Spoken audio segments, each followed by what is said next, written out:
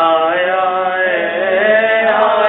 है बंजारा केशव आया है, काशी आया माल अपारा केशव आया है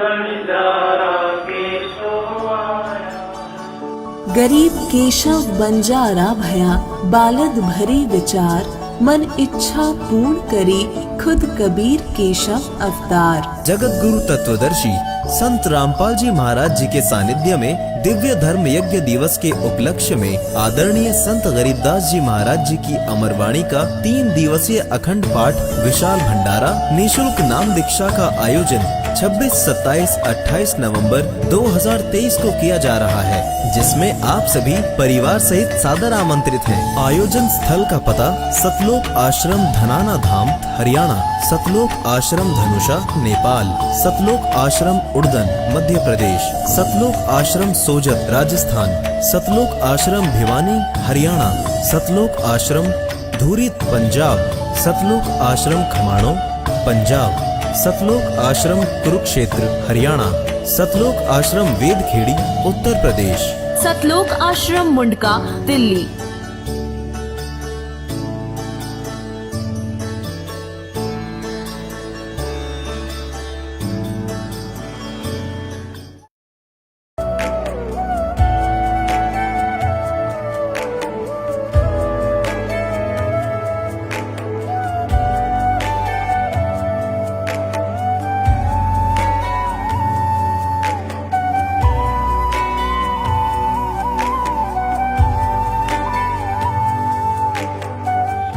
पवित्र श्रीमद् भागवत गीता, पवित्र चारों वेद, पवित्र कुरान शरीफ, पवित्र बाइबल, पवित्र गुरु ग्रंथ साहिब, पवित्र कबीर साहिब की वाणी में छुपे हुए गूढ़ रहस्य अर्थात तत्व को जानने के लिए कृपया अवश्य सुनिए जगत गुरु तत्वदर्शी संत रामपाल जी महाराज के मंगल प्रवचन। गरीबदास जी कहते हैं कि भेड़ पूछ को पंडित पकड़े, ये भादो नदी विहंगा, गरीबदास व भवजल डूबे, जिन नहीं साध सत्संगा।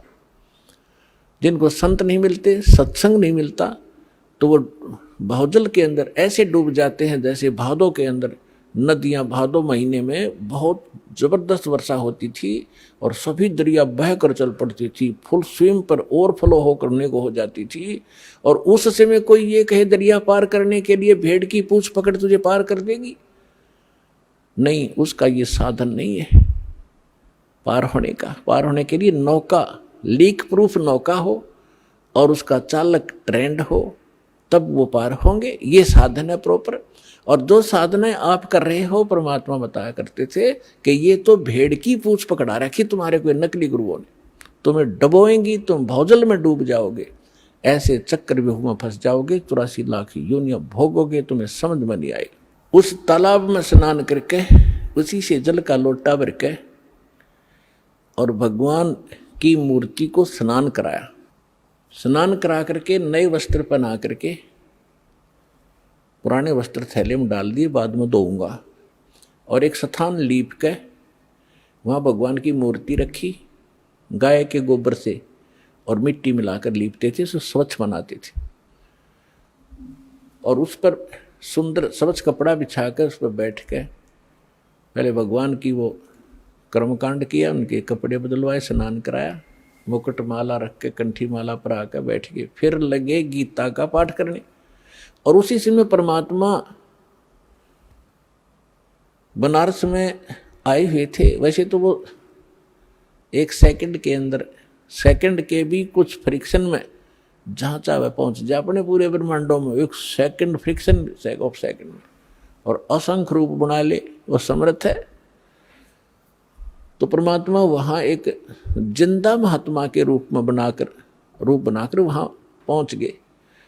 अब जिंदा महात्मा मुसलमानों में अधिकतर होते हैं जो काला कपड़ा पहनते, काला ओवर कोट पहनते हैं और सिर पर काला ही एक टोप होता है, जैसे गोल गोल से चोटे वाला। ओवरकोट घुटनों से नीचे तक होता है और एक अंडरवियर पहनते हैं, लंगोट, और दाढ़ी और मूछ रखना, सिर पे बाल रखना, ये उनकी पहचान, उनको जिंदा महात्मा कहा करते थे। और जिन भी महापुरुषों को मिले हैं इस वर्तमान में, आदरणीय धर्मदास साहिब जी को, आदरणीय मुरुगदास साहिब जी को, आदरणीय नानक साहिब जी को, आदरणीय दादू साहिब जी को, आदरणीय गरीबदास साहिब जी को, आदरणीय घीसा दास साहिब जी को, इन सबको ये मिले हैं जिंदा महात्मा के रूप में। आदरणीय रामानंद जी को मिले हैं, वो उस समय जो प्रगट थे, 5 वर्ष की आयु का शरीर दिखा रहे थे, उस में मिले। तो इनको सभी को जिंदा महात्मा के रूप में मिले हैं।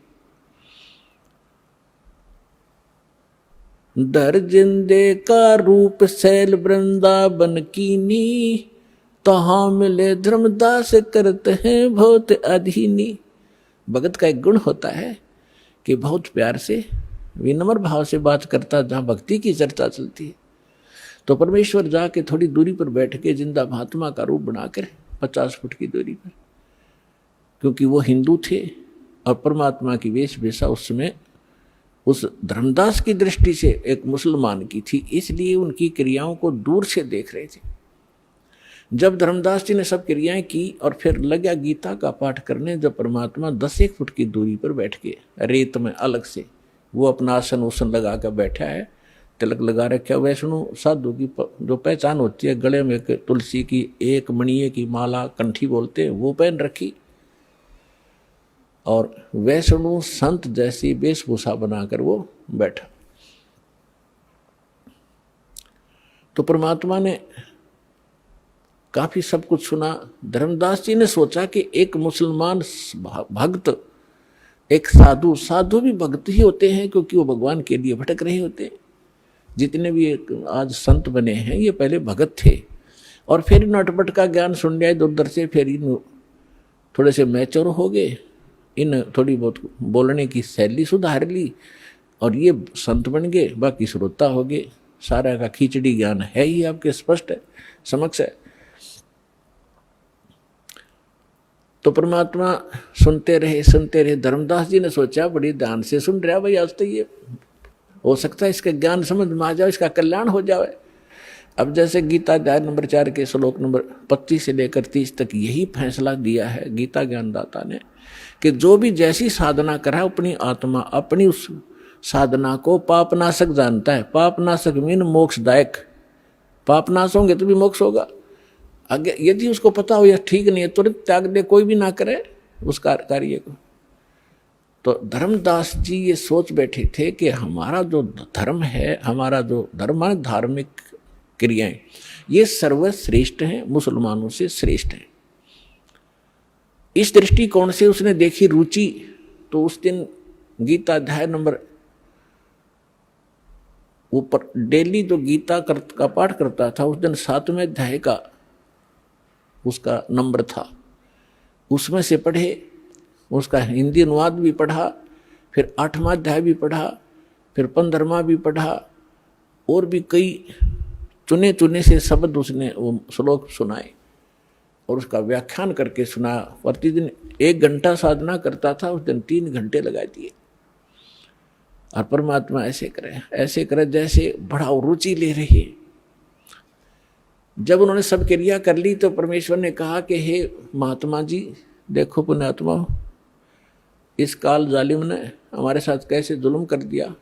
हमारे पिता ने हमारे निकटाने के लिए अब कैसे छल छिद्र करने पड़ते हैं, कैसे बहुरूपीय का काम करना पड़ता है। उस 2 कौड़ी के जीव धर्मदास को तो कहते हैं हे महाराज जी, और स्वयं कहते अपने आप को कबीर दास। मैं दास हूँ, मैं भटका हुआ हूँ और मैं सब महापुरुषों के पास जा चुका हूँ, परमात्मा के लिए घर से निकला हूँ और मुझे कोई सही मार्ग मिल नहीं रहा। आज मैंने आपका ज्ञान सुना, कुछ मेरा खिंचाव हुआ, मैं आपसे परमात्मा की जानकारी चाहता हूँ। अपने आत्माओं जब ऐसे अधीन होकर कोई पूछता है तो हमारी इच्छा बनती है कि बताएं इसको, ये तो भ्रमित है, दूसरे मार्ग मुसलमान है। हिंदू मुसलमानों को इसलिए बुरा मानते थे कि ये मांस खाते हैं, अहिंसा करते हैं, पापी बने हुए। तो इस दृष्टिकोण से उन्होंने समझाया कि इसके पाप बच जाएंगे यदि हमारे धर्म को स्वीकार कर लेगा। तो कहने लगा, धर्मदास जी ने कहा कि कैसा लगा ज्ञान, कि बस पूछो मत, गदगद हो गया हूं। कबीर परमात्मा बोले, और मैं दीक्षा लेना चाहता हूं आपसे। मालिक को पता था कि इतना बुद्धिमान है ये, ऐसी गलती करेगा नहीं। तो धर्मदास जी ने कहा, देखो जी, मैं तो भक्त हूं और मेरे गुरु जी हैं रूपदास जी, वैष्णव परंपरा से मेरा संबंध है, हम राम कृष्ण की पूजा किया करते हैं, और मैं उनसे दीक्षा दिला सकता हूं आपको। मैं दीक्षा का अधिकारी नहीं हूं। यदि कोई अनधिकारी दीक्षा देता है वो यूजलेस होती है, और वो स्वयं भी दोषी होता है, और सामने वाले को भी, शिष्य को भी कोई लाभ नहीं हो सकता। इसलिए मैं आपको दीक्षा नहीं दे सकता, आप मेरे गुरु जी के पास चलिए। अब परमात्मा ने कहा, ठीक है, मैं आपके गुरु जी के पास चलूंगा, मुझे तो दीक्षा चाहिए, मोक्ष चाहिए, लेकिन उससे पहले मेरी कुछ शंकाएं हैं, उनका समाधान चाहूंगा। हाँ बोलो बोलो। धर्मदास जी बोले, बोलो बोलो, क्या शंका है? एक तो मुझे बताओ कि मैंने क्या क्या क्रिया करनी पड़ेंगी और क्या नहीं करनी पड़ेंगी। धर्मदास जी ने बताया कि देखो, जीव हिंसा नहीं करनी, महापाप होता जीव हिंसा करने का, और जो जीव हिंसा करते हैं वो कभी मोक्ष प्राप्त नहीं कर सकते, वो आजीवन भटकते रहते, चाहे बेशक भक्ति करो। परमात्मा बोले, ठीक है, मैं त्याग दूंगा, कुछ नहीं करूंगा। फिर कहा कि हमारे गुरुजी नाम देते हैं राम कृष्ण का, वो नारे जैसे माँ भी बोल रहा था, हरे राम हरे कृष्ण कृष्ण कृष्ण हरे हरे। तो ये लाभ जब देंगे जब आप उनसे ले लोगे, अपनी मर्जी से करने से कोई लाभ नहीं होगा। बोला, ठीक है जी। परमात्मा बोले, बहुत अच्छा। और 68 तीर्थ करने होते हैं, मैं 68 तीर्थ कर करके आया हूं, और ये मैं आज मथुरा में और आगे जाऊंगा, अभी कर रहा हूं, उसी भ्रमण पर निकला हूं। एकादशी का व्रत करता हूं मैं, गुरुजी ने बता रखी है, और राम कृष्ण का जाप जपा करते हैं। तो परमात्मा ने बोला, पूछा कि ये श्रीमद् भगवत गीता जो आप पढ़ रहे थे, कौन सा ग्रंथ है? कि ये श्रीमद् भगवत गीता है। ये ज्ञान किसने लिखा है? कि भगवान ने खुद बोला है। श्री कृष्ण को भगवान मान रहे थे। बहुत अच्छा, बहुत अच्छा, ठीक है। तो भगवान ने, अभी आप पढ़ रहे थे कौन से अध्याय, तो मैं बता नहीं पाऊंगा आपको, लेकिन अभी आप कह रहे थे कि उसमें लिखा, अब दास आपको बताएगा जब आप समझोगे। भगवान की उनकी वार्ता एक गोलमोल थी, लेकिन अब प्रमाणित करना पड़ेगा उन्होंने कौन से शब्द बोले थे। गीता अध्याय नंबर 8 के श्लोक नंबर 13 में श्रीमद् भगवत गीता जो आप पढ़ रहे थे उसमें लिखा है, वो आप पढ़ रहे थे कि ओम इति एकाक्षरम ब्रह्म विहारण माम अनुसमरण ये परियाति तजन देहम सयाति परमाम गतिम। मुझ ब्रह्म का, गीता बोलने वाला कह रहा है, मुझ ब्रह्म का केवल एक ओम मंत्र है, इति, यही बस, ये एक अक्षर है। और जिसको इसका अंतिम सांस तक स्मरण करता हुआ जो शरीर त्याग कर जाता है वो परम गति को प्राप्त होता है। अच्छा, एक बात और पूछूंगा मैं आपसे कि मैं साधना करूंगा, राम और कृष्ण की जो जाप बताएंगे गुरुजी वही करनी पड़ेगी, लेकिन क्या ये इस गीता में लिखे हैं? कि बोला नहीं, ये गीता में नहीं लिखे हैं। तो परमात्मा ने कहा कि एक किसान का विवाह हुआ और काफी एज्ड हो गया, उसका कोई संतान नहीं हुई। जब वो लगभग 60-70 वर्ष का हो गया तब उसको पुत्र प्राप्त हुआ, 60 वर्ष की आयु में। अब उसने सोचा किसान ने कि मैं कभी भी मृत्यु को प्राप्त हो सकता हूं और मेरे पुत्र को अनुभव है नहीं कृषि का, अभी ये बालक है, इसलिए मैं अपना अनुभव लिख देता हूं। उसने एक पैड पे, एक डायरी में, बही होती थी पहले, बही बोलते थे, उसमें सारा अनुभव लिख दिया। कौन सी क्रॉप, फसल कौन से सीजन में और कितनी बार जमीन को बहाकर संवार कर बोनी चाहिए, पर कितना उसमें प्रति एकड़ बीघा बीज डालना चाहिए, कितने कितने समय पर उस पर पानी देना चाहिए, सिंचाई करनी चाहिए, कब उसमें खाद डालना चाहिए, और कैसी स्थिति होगी जब वो परिपक्व होगी, उसकी ये स्थिति होगी, तब उसको काट कर उसको भूसा अलग करके घर ले आना चाहिए, फिर उसे रोटी बना के खानी चाहिए। वो सारा कुछ लिख दिया।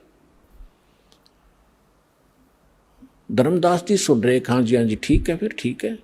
और फिर उस पिता की मृत्यु होगी और पिता ने कहा था, बेटा यदि मेरी मृत्यु हो जाए तो आप मेरा अनुभव इसके अंदर लिखा है, इसको पढ़ना और इसके अनुसार अपनी कृषि खेती करना। अब वो बेटा क्या कर रहा है, पिताजी ने बताया था गेहूं बोने के लिए बो रखी है भांग उसने। पिताजी ने बोला था कि इसमें अरहर की दाल बीजना, उसने बीज रखा वहां पर घास दतूरा। तो क्या वो किसान का पुत्र धनी हो जाएगा या वो वस्तु प्राप्त कर लेगा? तो उसका पिता बता के गया था कि नहीं ऐसा कभी नहीं हो सकता। धर्मदास जी उत्तर दे रहे, क्यों तो मूर्ख है, वो तो वही करना चाहिए जो पिताजी ने उसमें अनुभव लिखा है। तो धर्मदास जी परमात्मा बोले, गीता का ज्ञान आप बताते हो, भगवान ने बोला। हाँ जी, और भगवान ने इसमें लिखा नहीं, जो मंत्र जाप आप करते हो, जो क्रियाएं आप करते हो, व्रत रखते हो, छठे अध्याय के 16वें श्लोक में व्रत को भी बना किया है। आप एकादशी के दिन भूखे मरते हो, तो आप उस किसान के पुत्र से कम है क्या? शतब्द हो गया धर्मदास, क्योंकि पुण्यात्मा पहली बार चाहे कितनी सच्ची बात समझा दे पर अंदर स्वीकार्य नहीं होती, उसका रिएक्शन होता है। और लेकिन वो जख्म बना देती है अंदर, ऊपर से चाहे वो कितना बड़बड़ कर ले, लेकिन अंदर जगह बन गई। तो धर्मदास जी थोड़े से नाराज हुए। परमात्मा बोले, देखो जी नाराज ना हो, मैं तो एक शंका का समाधान चाह रहा हूं, आप मेरी शंका का समाधान नहीं करोगे तो कैसी बात बनेगी? धर्मदास चुप हो गया और मन में ये सोच रहा कि तो मुसलमान है, ऐसी बात करेगा ही करेगा। चुप हो गया, मुंह फेर लिया। थोड़ी देर फिर परमात्मा ने कहा कि देखो मेरी बात का प्रश्न का उत्तर तो दो, तभी तो मैं मानूंगा, मेरी गलती हो तो क्षमा करो। परमात्मा ने कहा कि जिस सरोवर में आपने स्नान किया है और इसको मोक्ष मांगते हो, ये आपका तीर्थ स्थल है, इसके अंदर कितने जीव जंतु हैं? आपने स्नान किया, रगड़ रगड़ कर मार डाले करोड़ों। और देखिए लोटा भर के लाया था पानी का, जिससे आपने ये स्थान लीपा है, इसमें कितने जीव जंतु देखो, तेरे इस लोटे में देख ले। और तूने जो भगवान की मूर्ति के स्नान करने के लिए छान कर लाया था, तू जब छाना था उसमें कितने जीव थे तेरे छालने में, वो सारे मर गए। और आप कहते हो जीव हिंसा नहीं करते। तो इतना कहकर परमात्मा अंतर ध्यान हो गए, उसकी रुचि अरुचि देखकर। अब धर्मदास जी को परमात्मा की जो ज्ञान था हृदय में छेद कर गया और पकड़ लिया दिल उसने। हाँ भाई, गीता में है नहीं राम डरे ढोरे, हरे कृष्ण राधे श्याम सीताराम राम साध राधे श्याम मिला दे। तो खा खाइए भक्त इसका साधना। 16वें अध्याय के 23वें श्लोक में 24वें श्लोक में गीता में परमात्मा ने बताया उसी दौरान। अभी आप पढ़ रहे थे, आप कह रहे थे कि जो शास्त्र विधि को त्याग कर मनमाना आचरण करते हैं उनको ना सुख होता है, ना कोई सिद्धि प्राप्त होती है, ना उनकी गति होती है। उसके लिए शास्त्र ही प्रमाण है, उसके कर्तव्य और अकर्तव्य की व्यवस्था में, उसके अतिरिक्त किसी की मत मानो। तो है तुम्हारे शास्त्र में कहीं पर ये नाम? धर्मदास जी स्तब्ध हो गए, सिर घूम गया। और फिर भगवान सामने से अंतर ध्यान हो गए तो वो और ज्यादा चिंतित हो गए कि इतना विद्वान पुरुष, भगवान तो नहीं माना उसने, लेकिन ये जरूर मान लिया कोई महापुरुष सिद्धि वाली थे और कितना बढ़िया ज्ञान बताया। और मैं महामूर्ख, आगे ज्ञान सुना नहीं, मेरी मंद बुद्धि, दुर्भाग्य मेरा। और ये कैसा गंदा ज्ञान मेरे अंदर समा चुका है, मैंने सत्य ज्ञान को स्वीकार नहीं किया। ऐसी बहुत गलानी बनी, लेकिन अब बने क्या? रोने के सिवा कुछ शेष नहीं था। सारी रात करवट ले रात बिताई और रह कर पर अर्ज की, हे भगवान, उस महात्मा को फिर मिला दे। हे परमात्मा, कौन था वो? भगवान था ही क्या? एक बार मुझे फिर से मिले, मैं सारी बात सुनूंगा। सारी रात बैठकर रो रो कर काटी। सुबह उठा वक्त से उसने सोचा तो रोटी बना ले और फिर खोज करूंगा उस संत का कि तो बैठा पाएगा तो यहाँ तीर्थों पर। सुबह उठा, एक मोटी लकड़ी जंगल से तोड़कर श्याम ने ला रखी थी, ला के रखी हुई थी। वह मोटी लकड़ी चूल्हे में लगाई, उसके साथ सहयोगी लकड़ी जला करके अग्नि जला दी लगा करके। वह मोटी लकड़ी कुछ गिल्ली सी थी, ज्यादा गिल्ली नहीं थी पर थोड़ी थोड़ी ठीक सी थी। और उसके पिछला हिस्सा जो कटा हुआ था और वो थोड़ी सी थोथी थी, दुरकी दुर होलो थी, उसके अंदर सुराख था, उसमें चींटियां भरी पड़ी थी। खाना बना रहा था, खाना बनाते बनाते सुबह उठकर वक्त से बनाने लगा तो निकट जब वो लकड़ी आई, उसका एंड, लास्ट एंड आया लकड़ी का, तब उसका ध्यान पड़ा। सारी भात बना ली, रोटी बना ली, क्या देखा कि चींटियां अंडे मुंह में लेकर सफेद सफेद और उस लकड़ी से बाहर निकलने का प्रयत्न कर रही है। लकड़ी के एंड पर एक तरल पदार्थ उबल रहा है, गर्म होने के कारण वो बाहर निकलती है, उसमें गिर कर चटक चटक जल रही है। जब धर्मदास जी ने देखा कि वो तेरे की आज तो अनर्थ हो गया, आज तो जुल्म हो गया, इस सारे भात में ना जाने इतनी लंबी लकड़ी में 7 पत्ती 2-2.5 फुट की लकड़ी जल गई है, इसमें तो करोड़ों चींटी मर गई विद अंडों से, एग समेत, अंडों समेत मर गए हो। भगवान, आज जैसा पाप अपराध मुझसे कभी नहीं हुआ होगा। तुरंत शेष लकड़ियों को बुझा, जल डाला। अब सोचा कि इस पाप से बने हुए अन्न को मैं कैसे खाऊं, आज तो बहुत अपराध हो गया। उसने सोचा आज मैं निराहार रहूंगा, इस आहार को किसी साधु संत को खिला दूंगा, मैं पाप मुक्त हो जाऊंगा। भक्त श्रद्धालु जैसी उनकी आत्मा अलाउड करती है, उसी तरह अपने को पाप मुक्त करने की वो चेष्टा किया ही करते हैं, शायद ऐसे बच जाऊं।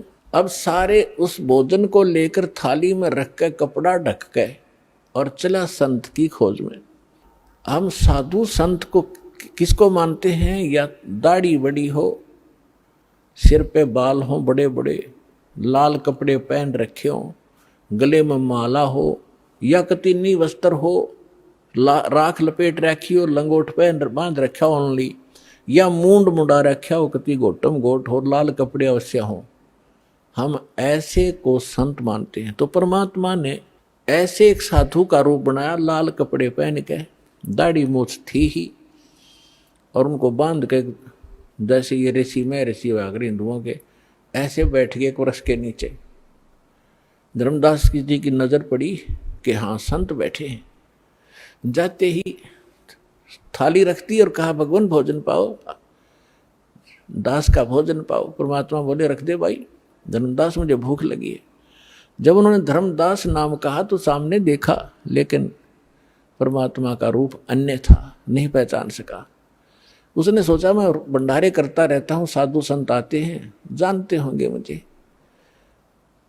ज्यों ही थाली रखी, परमात्मा के पास एक करमंडल था, लोटा, उसमें से जल उठाया कबीर परमेश्वर ने और उसको मंत्र पढ़ा अन्नदेव की आरती का एक, और उस पूरी भात पर छींटे मार दिए, उस सारी भोजन पर थाली में। एकदम सारा भोजन, रोटी भी, चपाती, जो भी सब्जी थी, सब कुछ चींटी बन गई। वह थाली काली होगी और अंडे मुंह में लेकर वो बाहर निकलने का प्रयत्न कर रही है। तो परमात्मा उसी रूप में हो गए जो पहले दिन वार्ता हुई थी, जिंदा वाले भेष में। तब धर्मदास जी ने देखा कि सचमुच ये तो वही महापुरुष है। तब कहा रे, परमात्मा ने कहा रे अत्यारे, कल क्या कह रहा था तो कि जो जीव हिंसा करते हैं वह कभी मोक्ष प्राप्ति नहीं कर सकते, और तेरे से तो कसाई भी अच्छा, तो कसाई से भी बुरा तने कितने जीव मार दिए। चरणों में गिर गया, पैर पकड़ दिए, कहा भगवान ज्ञान बता दो, हम तो अंधे हैं, हमारी बुद्धि तो कति झेरे कुएं जैसी है, जो ज्ञान हमने आज तक सुना और उसी को हम सत्य मान रहे थे। आपका ज्ञान पहली बार सुनने से मन को स्वीकार्य नहीं हुआ। हे भगवान, अब मैं आपका सारा ज्ञान सुनूंगा। तो परमात्मा उनको लगे बताने अपने आत्माओं, जैसे तुलसीदास जी ने लाखों वर्ष पहले घटी घटना रामायण वाली अपनी दिव्य दृष्टि से देखकर अपनी भाषा में उसको पुनः एज इट इज चित्रार्थ कर दिया, जो आज पूरे हिंदू समाज को मान्य है।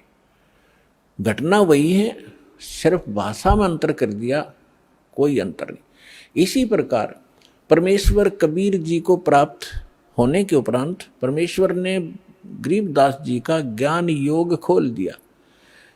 अब दिव्य दृष्टि क्या होती, ये जो हमारी जो दिव्य दृष्टि है, ये समझो एक दूरबीन है जो दूरदर्शी होती है, सूक्ष्मदर्शी होती है। ऐसी दूरबीन समझो, और इसकी अक्षमता होती है। एक तो ऐसी दूरबीन होती है आधा किलोमीटर तक ही कुछ देख सकती है, एक ऐसी होती है नक्षत्रों तक देख लेती है यहाँ बैठे। तो इसी प्रकार जो तुलसीदास जी की जो दिव्य दृष्टि थी वो सूक्ष्म, वो दूरदर्शी थोड़ी अक्षमता की थी, और गरीबदास जी के को प्राप्त जो दिव्य दृष्टि थी उसने असंख्यों युग पहले का ज्ञान और आज से 600 वर्ष पहले जो भगवान के साथ घटना घटी और भविष्य का जो ज्ञान उन्होंने अपनी अमृतवाणी में बोल बताया है। तो उसके आधार से आपको थोड़ा सा वर्णन करते हैं, क्योंकि महापुरुषों के मुख से उच्चरित वाणी और इस दास के मुख से आप तक पहुंचेगी तो ये एक असर करेगी न्यारा। जैसे एक तो वचन कहे एक सिंपल मैन कि यहाँ से बरवाला से लेकर जींद तक रोड बना दो, और एक के यहाँ का मुख्यमंत्री जनसाधारण मेरे जैसा से सारा दिन कहें जाओ अधिकारियों ने जाकर कि ये वहाँ से वहाँ तक रोड बना दो, कभी नहीं बनेगा। और वो एक बार कहेगा, अगले दिन काम शुरू हो जाता है। इस प्रकार उसके वचन में शक्ति है। इसी प्रकार संत उस परम पिता का नुमाइंदा होता है, प्रतिनिधि होता है, उसके पास परमेश्वर की शक्ति होती है, उसके आदेश से वो काम शीघ्र होता है। दर्जन दे का रूप शैल वृंदावन कीनी, तहाँ मिले धर्मदास करते हैं बहुत अधीनी। गरीबदास जी अपनी अमृतमयी वाणी में भगवान से प्राप्त उस दिव्य योग से, दिव्य दृष्टि से देखा हुआ एज इट इज बोल रहे और लिखवा रहे। दास उसको सुना रहा है। बहुरंगी वरियाम कामनी कामी सोई, दर सतगुरु का रूप धनी उतरे हैं लोई। ये संसार गरीबदास जी कह रहे हैं कि धर जिंदा महात्मा का रूप धर के सैल वृंदावन की सैर सपट्टा करने के लिए चले, और तहाँ मिले धर्मदास जो करते हैं बहुत अधीनी, बहुत विनम्र आत्मा के थे। बहुरंगी वरियाम कामनी कामी सोई, बहुरंगी ना जाने किस रूप में कहाँ प्रकट हो जाता है, और दर सतगुरु का रूप धनी उतरे हैं लोई। सतगुरु का रूप बनाकर यानी तत्वदर्शी संत रूप में खुद धनी, खुद मालिक वहां आकर प्रकट हुए थे। बहुरंगी वरियाम कामनी कामी सोई, दर सतगुरु का रूप धनी उतरे हैं लोई। परम उजागर ज्ञान ध्यान बहुरंगी बाना, तहाँ मिले धर्मदास आचार विचार दीवाना। परम उजागर ज्ञान, बहुत ही ओजस्वी वाणी परमात्मा की तत्व ज्ञान, और वहाँ मिले धर्मदास जो इस कर्म कांड नकली साधना का दीवाना हो रहा था, हटना नहीं चाहता था। परमात्मा ने पूछा, है पुण्यात्माओं, पता नहीं आपका यह बालकपन कब खत्म होगा, या काल की भांग तुमने झूठे सुख की पी रखी है कद उतरेगी। आप यहाँ एक कहर भोग रहे हो, चाहे राष्ट्रपति है किसी भी देश का, ये जीव का जीवन है ये। आज प्रधानमंत्री है, कल मृत्यु हो गया, गधा बन गया, तो खाक सुख है ये। झूठे सुख को सुख कहे ये मान रहा मनमोद, ये सकल चबीना काल का, कुछ मुख में कुछ कोद। परमात्मा इतने खाड़े कर रखे आपके लिए, अपने बच्चों को दृढ़ भक्तों को मिलते हैं, उनसे उनको अपना गवाह बनाते हैं, फिर वो भी आपको क्या बता रहे। तो क्या कहते हैं, हाथ जोड़ कर भगवान बैठे एक दो कोडी मारे जैसे नीच के सामने। थोड़ा सा धन पा के फूल गया, फिर भी आत्मा में जगह है, वो डलेड हो रहा है, शास्त्र साधना कर रहा है, और स्वयं एक वैष्णव संत की वेशभूषा बना रखी थी, तो सबसे उत्तम मान रहा था अपने आप को। तो हाथ जोड़कर कहते हैं, कौन तुम्हारी जात, परमात्मा पूछते हैं उससे धर्मदास जी से, कौन तुम्हारी जात कहाँ से आए स्वामी। हे मालिक, स्वामी जी भगवान कह रहे हैं, आप कहाँ से आए हो, आपकी क्या जाति है। कौन तुम्हारी जाति कहाँ से आए स्वामी, पूछे पुरुष कबीर धनी साहेब निकामी। पूछे पुरुष कबीर, पुरुष माने परमात्मा, परमात्मा कबीर वो कुल का मालिक, कुल धनी साहेब, निष्काम भाव से निस्वार्थ भाव से परमार्थ के लिए अपने उस आत्मा के अज्ञान को हटाने के लिए ये फार्मूला अडॉप्ट किया। कौन तुम्हारी जात कहाँ से आए स्वामी, पूछे पुरुष कबीर धनी साहेब निकामी। अब क्या बताते हैं धर्मदास जी, हम वैष्णव बैरागी धर्म में सदा रहा ही, सुधर न बैठे संग कल्प ऐसी मनमाही। कि हम बैरागी, मैंने तो है ना वैष्णव धर्म से दीक्षित हूँ मैं, और वैष्णव धर्म मेरा है, और मैं शूद्र के साथ निकट नहीं रहते, शूद्र के निकट नहीं रखते हम, यानी स्वच्छ रहते हैं हम सर्वोत्तम हैं। अब क्या कहते हैं, सोण जिंदाम में ज्ञान को अधिक अधिक आचार विचार, हमरी करनी जो करे वो उतरे भव जल पार। धर्मदास जी कहते हैं, हम जो साधना कर रहे हैं ना, इसको जो कर लेगा उसका बेड़ा पार हो जाएगा, भवसागर से पार हो जाएगा। तो परमात्मा ने फिर प्रसन्न किया, बोले धनी कबीर सुनो वैष्णो बैरागी, कौन तुम्हारा नाम गाम कहिए बड़बागी।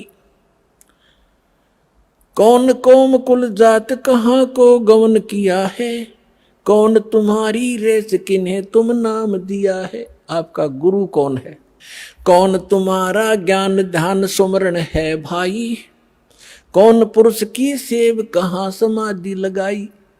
तुम किस भगवान की सेव माने पूजा करते हो, किस पुरुष की, और कहाँ समाधि लगाते हो। को आसन को गुफा के भरमत रहो सदाई, सालिग सेवन कीन बहुत अति भार उठाई। आपका कोई स्थान ठिकाना है, आश्रम है, कोई गुफा है, या कहीं, या ऐसे रमते राम घूमते फिरते ही रहते हो, और आपने ये सालिग्राम वगैरह ले रखे हैं, बड़ा भार उठा रखा है। झोली झंडा दीप धूप तुम अधिक आचारी, बोले धनी कबीर भेद कइयो ब्रह्मचारी। हमको पार लंघाइयो परम उजागर रूप, जिंद कहे धर्मदास से तुम हो मुक्ति स्वरूप। अब परमात्मा ने उस जीव के निकट पहुंचने के लिए कहा कि हमको पार लंघाइयो हे परम उजागर रूप, और जिंद कहे धर्मदास से, परमात्मा जिंदा रूप में थे, और तुम हो मुक्ति स्वरूप। आप तो बिल्कुल ऐसे लगते हो जैसे आप तो पार होए पड़े हो, और मुझे भी वो मार्ग बताइए ताकि मेरा उद्धार हो। परमात्मा कह रहे हैं धर्मदास जी से। अब धर्मदास जी बताते हैं, बांधो गढ़ है गाम, नाम धर्मदास कही जय, वैसे कुली कुल जात सुधर की नी बात सुनी जय। बांधवगढ़ मेरा गांव है, नाम मेरा धर्मदास है, और वैश्य कुल में मेरा जन्म है।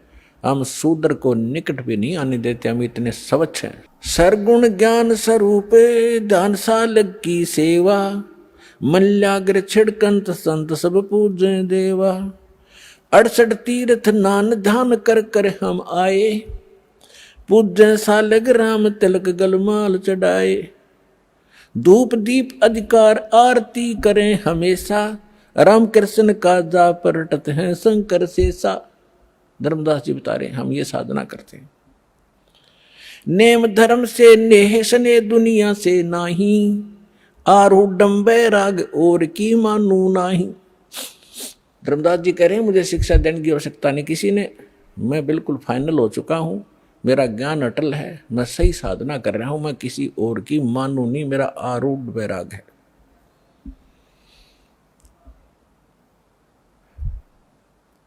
सुन जिंदे मम धर्म को वैष्णो रूप हमारे, 68 तीर्थ हम किए हमने चीन्या सिरजन आर। हमने भगवान पहचान रखा है और 68 तीर्थ में करता रहता हूं रह रहकर। बोले जिंदा बैन कहाँ से सालग आए, और को 68 का दाम मुझे तत्काल बताए।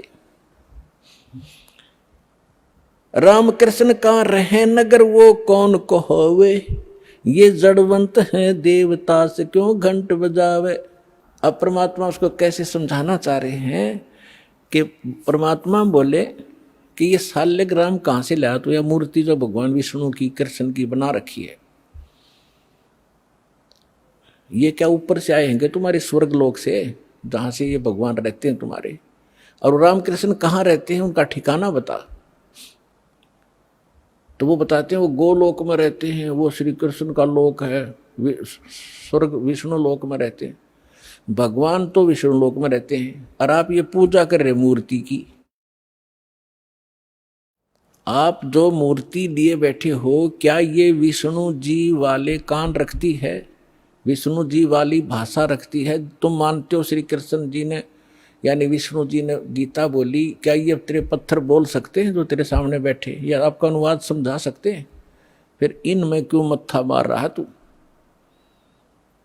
उन देवता ने पूज ले जो स्वर्ग वाले हैं, इन पत्थरों को क्यों पूज रहा है? सुने गुने नहीं बात धात पत्थर के स्वामी, कहाँ भर में धर्मदास चीन निज पद निज धामी। निकामी कहते बोलत घटकट पूर्ण ब्रह्म, धर्म आदू नहीं जाना, चिदानंद को चीन ये डारो पत्थर पाषाणा। उस सच्चे भगवान को समझ जो गीता भी निर्देश कर रही है आपकी। अब क्या बताते हैं? बोलत घटघट पूर्ण ब्रह्म, धर्म आदू नहीं जाना, तूने परमात्मा को नहीं समझा दो, और चिदानंद को चीन डार पत्थर पाषाण। वो सचिदानंद घन पर ब्रह्म को पहचान, इन पत्थर और इन पाषाण को पटक दे। जैसे गीता अध्याय नंबर 18 के श्लोक नंबर 62 में कहा कि अर्जुन तू सर्वभाव से उस परमेश्वर की शरण में जा, उसकी कृपा से तो परम शांति को और सनातन परम धाम को प्राप्त होगा।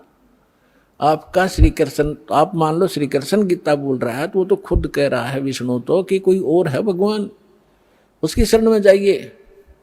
गीता अध्याय नंबर 7 के श्लोक नंबर 29 में गीता ज्ञानदाता कहता है कि जो मेरे ज्ञान का आश्रय कर लेता है और तत्वदर्शी संत की खोज कर लेता है, फिर वो तत्व ज्ञान के को प्राप्त प्राणी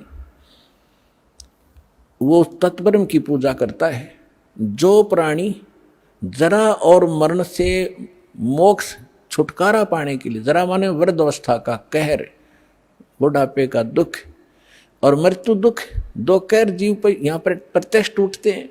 कहते हैं जिनको ये ज्ञान हो गया, इस संसार की यहाँ की इस नकली लोक की कोई इच्छा नहीं रखते वो व्यक्ति, तत्व ज्ञान प्राप्त प्राणी, वो केवल जरा और मरण से छूटने का जो प्रयत्न कर रहे हैं वो तत्परम से परिचित हैं और सारे अध्यात्म ज्ञान से परिचित हैं, सब कर्मों से परिचित हैं। वो तत्परम 8वें अध्याय के प्रथम मंत्र में गीता ज्ञानदाता से अर्जुन ने पूछा कि वो किम तत्परम, वो ऐसा तत्परम कौन है, क्या है जिसको जानने के बाद लोग यहाँ की इच्छा कुछ नहीं रखते और केवल अपने इस कैर से छूटने का, जन्म मृत्यु के दुख को और बुढ़ापे के दुख से बचने का, छूटने का प्रयत्न करते हैं, यानी पूर्ण मोक्ष की ही वो चाह रखते हैं। वो किम तत्परम 8वें अध्याय के प्रथम मंत्र में गीता ज्ञानदाता से अर्जुन ने पूछा। गीता ज्ञानदाता ने 8वें अध्याय के 13वें श्लोक में कहा कि वो परम अक्षर ब्रह्म है। वो तो गीता ज्ञानदाता से अन्य है। गीता अध्याय नंबर 15 के श्लोक 1 से 4 और गीता अध्याय नंबर 15 के 16-17 श्लोक में स्पष्ट किया है। इन सभी प्रभुओं की जानकारी दी है। अक्षर पुरुष एक पेड़ है, सरपुरुष वा की डार, तीनों देवा, रजगुण ब्रह्मा, सतगुण विष्णु, तम गुण शिव जी, ये शाखा है, पात रूप संसार। और मूल कौन है? वो परम अक्षर ब्रह्म है।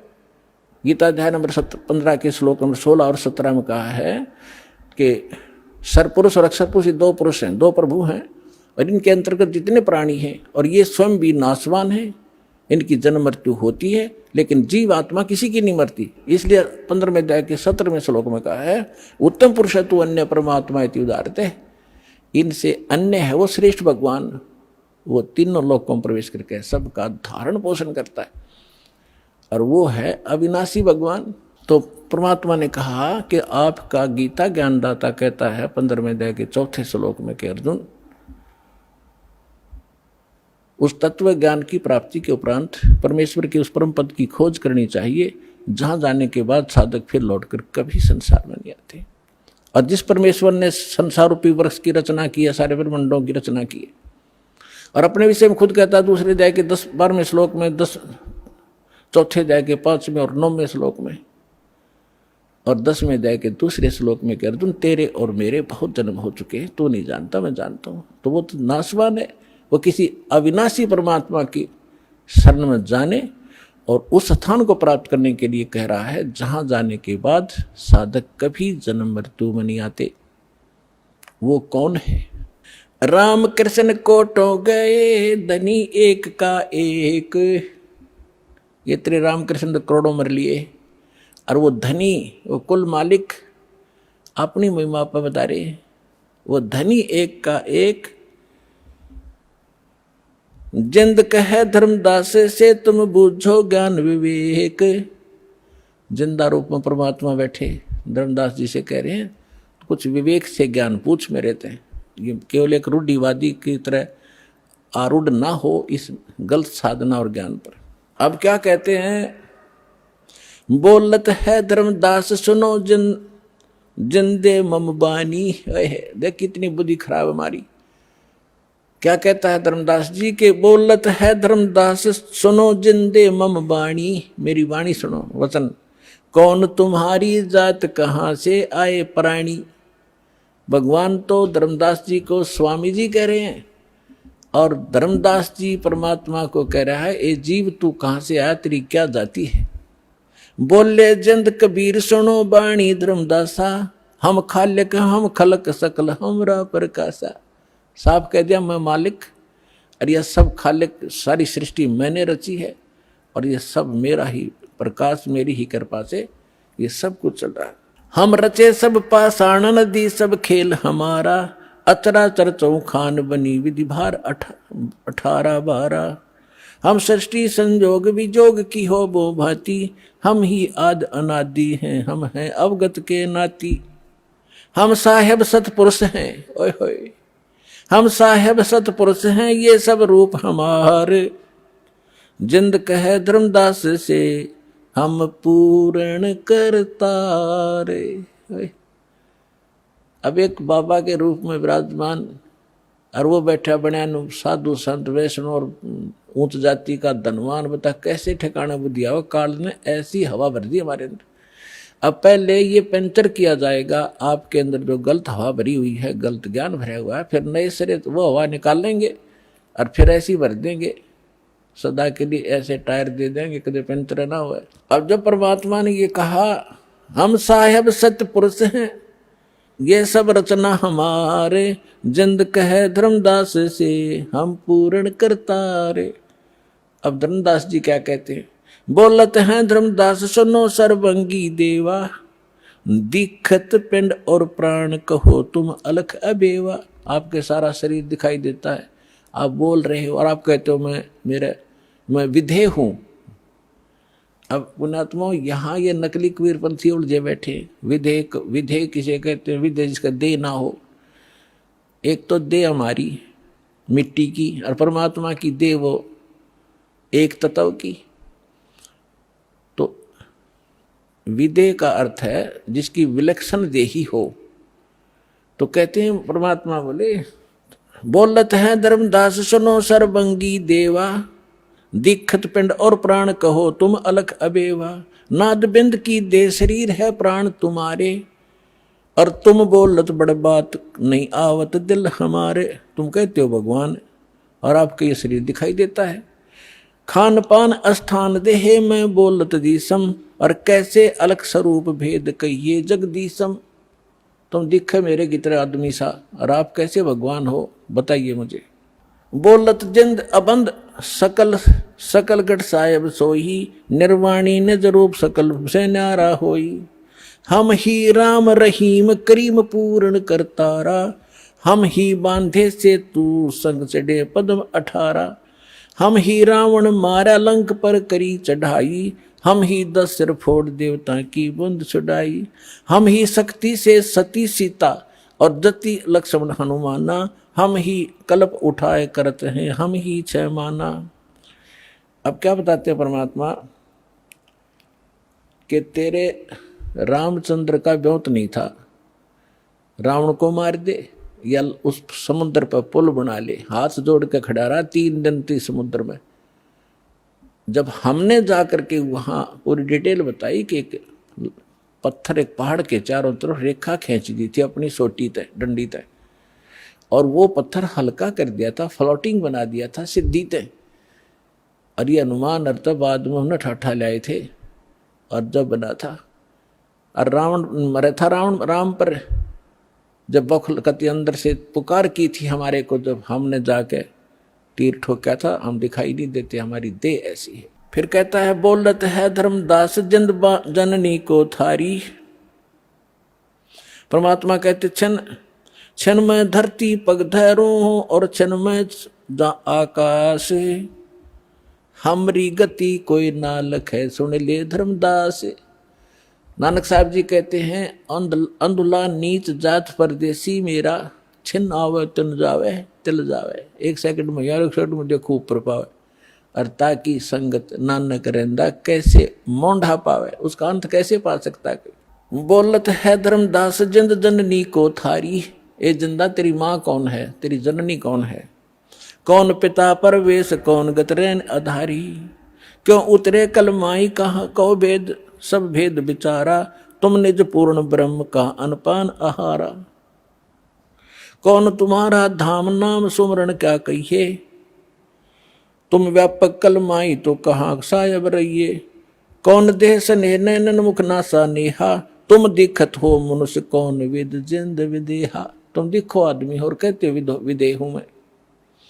जिंद कहे धर्मदास, परमात्मा कहते सुन गगन सुन में हम रहे, गगन सुन में टॉप मोस्ट प्लेस पर, गगन सुन में हम रहे व्यापक सभी ठोरे।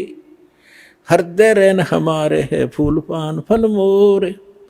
अब जैसे सूर्य आकाश में है और पृथ्वी पर व्यापक भी है, क्योंकि उसका प्रकाश उसकी उष्णता यहाँ प्रभाव करी। परमात्मा कहते मेरा एक निज स्थान सतलोक है, वहां मैं रहता हूं, और मेरी जो शक्ति है वो सब जगह व्यापक है।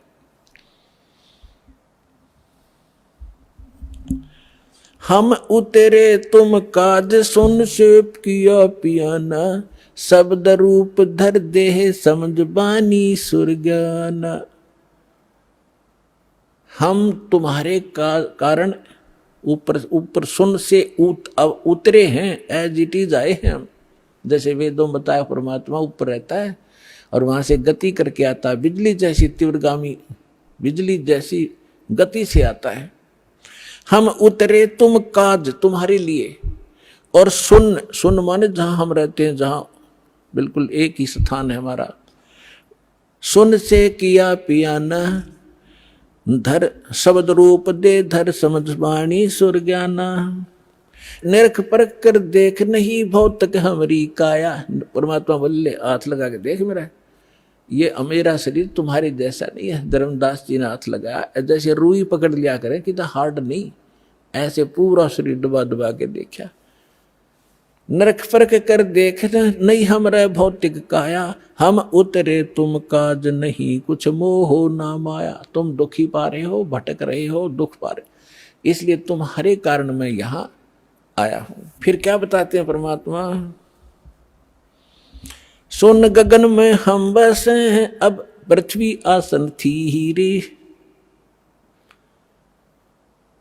परमात्मा कहते हैं हम सतलोक में रहते हैं और अब तेरे सामने बैठा हूं।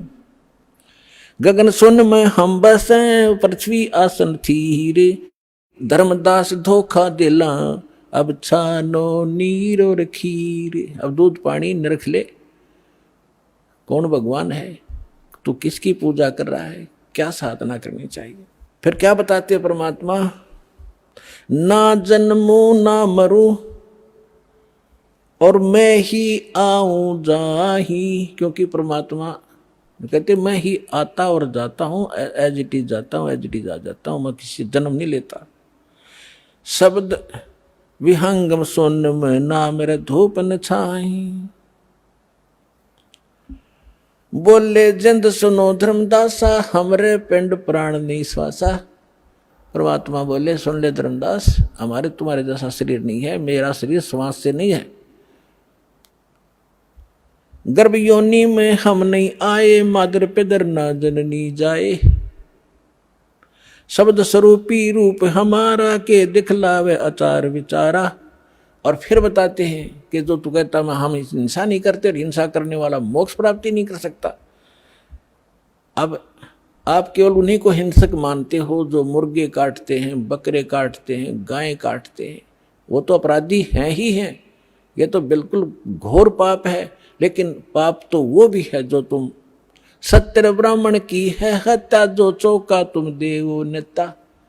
जैसे डेली पोचा मारते हो फिनाइल से, पहले मिट्टी और गोबर से लिपा करते थे, इसमें कहते हैं एक ब्राह्मण की हत्या, भगत ब्राह्मण माने भक्त साधक, एक भगत। वैसे तो किसी की भी हत्या कर दे आदमी की तो भी घोर पाप है, और भगत की हत्या और ज्यादा पापदायक बताई। फिर कहते हैं अगर तुम ब्राह्मण की हत्या को बहुत बुरी मानते हो तो सत्य ब्राह्मण की है हत्या, जो चौका तुम देवो नेता। जो तुम रोज चौका लीपते हो ना और फिर रोटी खाना बनाते हो, इतना पाप इकट्ठा हो जाता जैसे 70 ब्राह्मण मार दियो।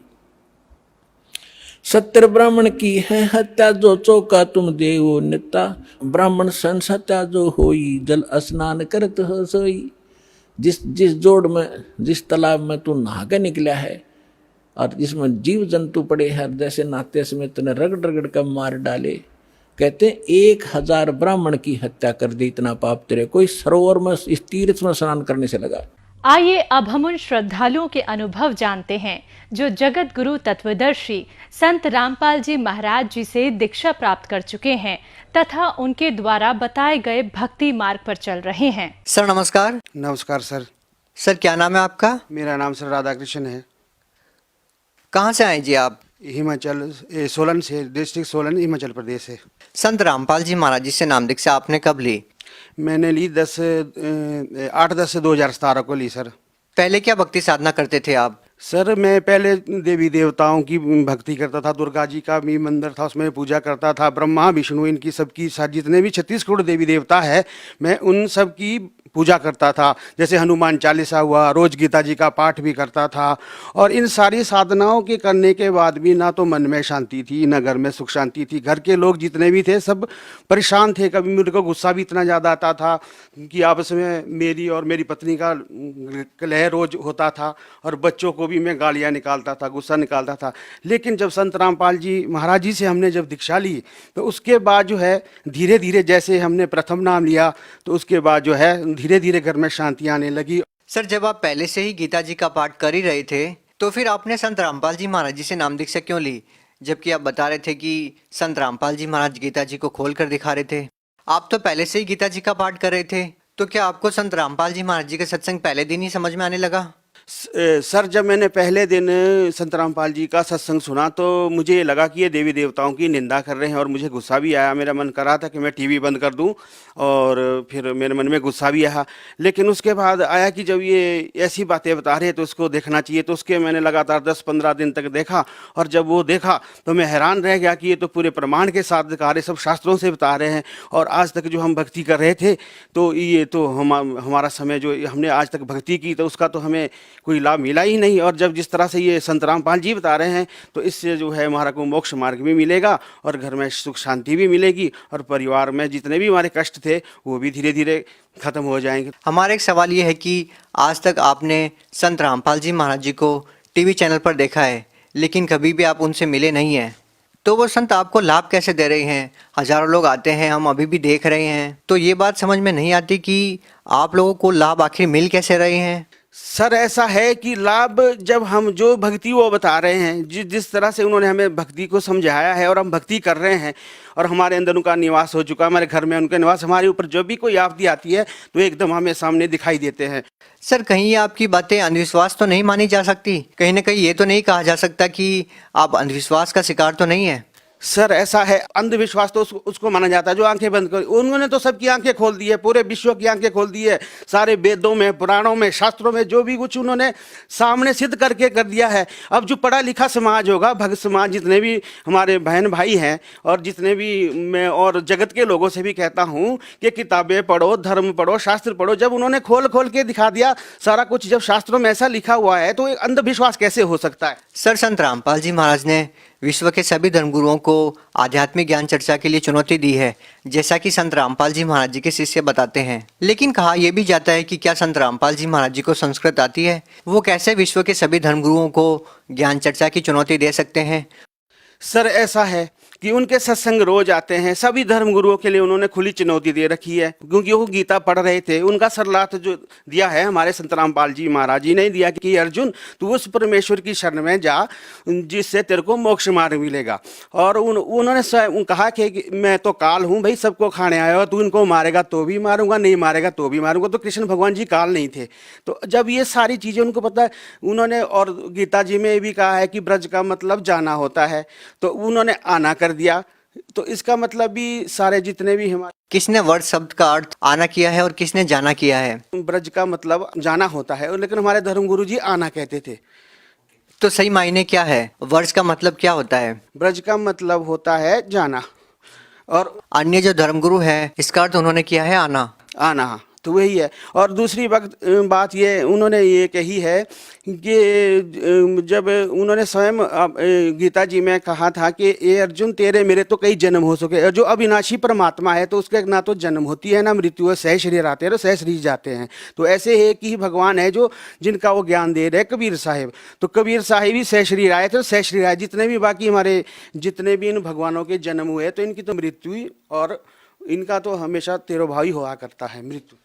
सर, एक और बात जानना चाहेंगे, जो भी व्यक्ति भक्ति करता है उसका उद्देश्य कहीं ना कहीं ये होता है कि उसको शारीरिक लाभ मिले, मानसिक लाभ मिले, आर्थिक लाभ मिले, यहाँ तक कि भौतिक लाभ की इच्छा वो रखता है और फिर वो साधना की ओर अग्रसर होता है। हम आपसे जानना चाहेंगे कि आपने संत रामपाल जी महाराज जी से नाम दीक्षा ली और भक्ति की, क्या इस भक्ति को करने से आपको लाभ मिला? सबसे पहला तो हमें ये लाभ मिला कि हमें मोक्ष मार्ग की भक्ति प्राप्त हुई। उसके बाद मुझे बीपी भी था, शुगर भी था, मैं 3-4 टाइम दवाइयाँ खाता था। और जब से संत रामपाल जी से मैंने नाम दीक्षा ली है तब से जो है मैंने बिल्कुल दवाइयाँ भी मेरी छूट गई है, बिल्कुल सारी, कोई मैं दवाइयाँ नहीं खाता हूँ। और मेरे परिवार में जो है सुख शांति है। और लाभ तो मैं आपको अगर गिनाने लग जाऊँ, जब से मैंने दीक्षा ली 1 साल पहले से, तो मेरे को इतने कष्ट थे, इतने आर्थिक स्थिति जो थी मेरी बिल्कुल चरमरा गई थी। चारों साइड से लोग मेरे को बुरा भला कहते थे। और जब मैं उनसे शुरू में जुड़ा था तो मेरा विरोध भी हुआ, आज भी होता है। और जितने जगत के लोग हैं सब विरोध करते हैं कि भाई ये देवी देवताओं को छोड़ रहे हैं, ऐसा कर रहे हैं, पता नहीं भूतों को पूछते कि तो। लेकिन देवी देवताओं को छोड़ नहीं रहे, उनको सही तरीके से भज रहे, शास्त्रों के अनुसार भज रहे। जो शास्त्रों में भक्ति दी गई है तो उसी के अनुसार हम भज रहे। और मैं जगत के लोगों से भी ये कहता हूँ कि अपनी आंखें खोलो और इस किताब को पढ़ो, गीता को पढ़ो, शस्त्र को पढ़ो, देवी भागवत को पढ़ो, पुराण को पढ़ो। जो पढ़ पढ़ के समझा रहे हैं कि पूर्ण संत आए हैं, क्योंकि ऐसा समय बार बार नहीं मिलने वाला, क्योंकि इस पूर्ण संत जो है एक ही बारी धरती पर आते हैं। वैसे तो हर युग में आते हैं, लेकिन कलयुग का एक विशेष समय होता है जब पूर्ण संत आते हैं। तो संत रामपाल जी एक पूर्ण संत है। सर, क्या आप कोई नशा करते थे? हाँ, मैं नशा भी करता था सर। मैं कुबेर जर्दा वगैरह इत्यादि ये भी खाता था, लेकिन जब से हमने संत रामपाल जी महाराज से लिए तो हम कोई भी नशा नहीं करते हैं, और बिल्कुल हम सारे नशे हमने बिल्कुल त्याग दिए हैं। सर, लोग तो ये भी कहते हैं कि भक्ति करने का उद्देश्य ये नहीं होता कि आपको आर्थिक लाभ मिले। धन के लोभ में अगर भक्ति की तो भक्ति क्या की? तो हम आपसे ये जानना चाहेंगे, क्या भक्ति करने का उद्देश्य केवल आर्थिक लाभ ही होता है, धन प्राप्ति ही होता है? लोग तो ये कहते हैं कि रूहानी लाभ प्राप्त करने के लिए भक्ति की जाती है। सर, जो भक्ति का लाभ है वो सिर्फ पैसों के लिए नहीं होता। सबसे बड़ा लाभ तो हमारा ये है कि हमारा सबसे बड़ा अगर मोक्ष हो जाए, जिसके लिए हमारा मानुष्य जन्म, वो कबीर साहिब और संत रामपाल जी महाराज बताते हैं कि मानुष्य जन्म दुर्लभ है, मिले न बारंबार, तरव से पत्ता टूट गिरे भौर न लगता डार। तो ये मानुष्य जन्म जो है 84 लाख योनियों के बाद मिलता है। अगर इसको भी हमने व्यर्थ कर दिया तो ये दोबारा मौका फिर नहीं मिलने वाला। फिर संत रामपाल जी महाराज बताते हैं कि अगर ये चूक हो गई तो फिर हम 84 में जाने पड़ेगा, गड्ढे कुत्ते पता नहीं क्या क्या बनेंगे। तो उसके बाद जो है, तो मेरा तो सबसे हाथ जोड़ के यही विनम्र प्रार्थना है कि आर्थिक लाभ तो अपने आप मिल जाते हैं, जो परमात्मा की कृपा सर पे होती है। संत रामपाल जी की वचन शक्ति में इतनी शक्ति है कि सारे लाभ अपने आप और सारे कार्य अपने आप हो जाते हैं। जी धन्यवाद साहिब।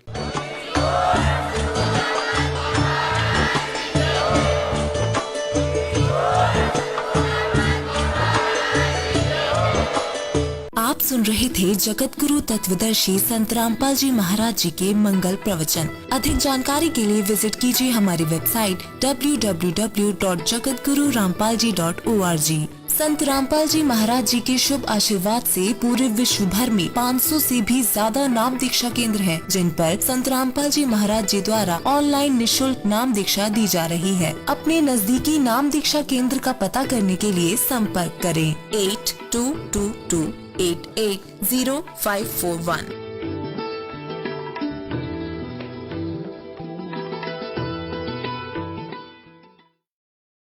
आया है बंजारा केशव आया है, काशी लाया माल अपारा केशव आया है बंजारा केशव आया।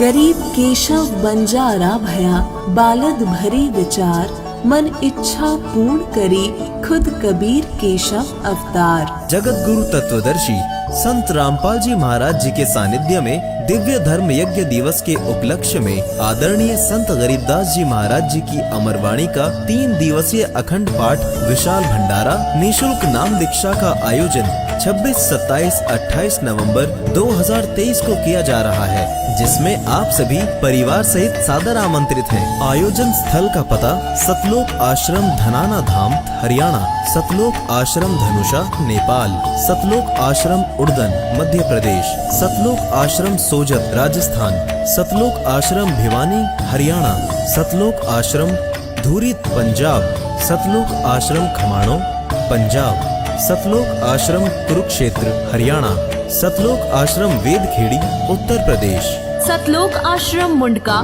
दिल्ली।